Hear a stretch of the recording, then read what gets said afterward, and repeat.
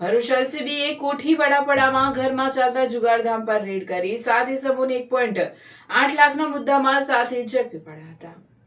ભરૂચ લોકોએ ક્રાઇમ બ્રાન્ચની ટીમ દ્વારા જિલ્લામાં સઘન પેટ્રોલિંગ અને તપાસ હાથ ધરવામાં આવી રહી હતી. તે દરમિયાન બાતમી મળી હતી કે ભરૂચ શહેરના કોઠી વડાપડા વિસ્તારમાં રહેતું જીગર સોની પોતાના મકાનમાં બહારથી જુગારીઓને બોલાવીને આર્થિક ફાયદા માટે પત્તા પાનાનો હાર જીતનો જુગાર રમાડી રહ્યા છે. આ બાતમીના આધારે એલસીબીની ટીમે બાતમીવાળા સ્થળ પર અચાનક રેડ કરી હતી.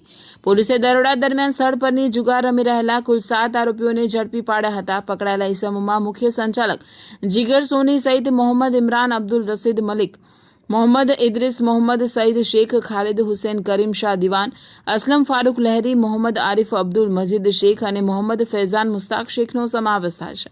દરોડા દરમિયાન પોલીસ દ્વારા આરોપીઓની અંગઝડતી અને દાવ પરથી રોકડા ₹38,390, 5 મોબાઈલ ફોન અને 1 મોટરસાયકલ સહિત કુલ ₹1,08,890નો મુદ્દામાલ જપ્ત કરવામાં આવ્યો છે. તમામ આરોપીઓ વિરુદ્ધ જુગારધારાની સંબંધિત કલમો હેઠળ ભરૂચ શહેર B ડિવિઝન પોલીસ સ્ટેશનમાં ગુનો નોંધી કાયદેસરની કાર્યવાહી હાથ ધરવામાં આવી છે.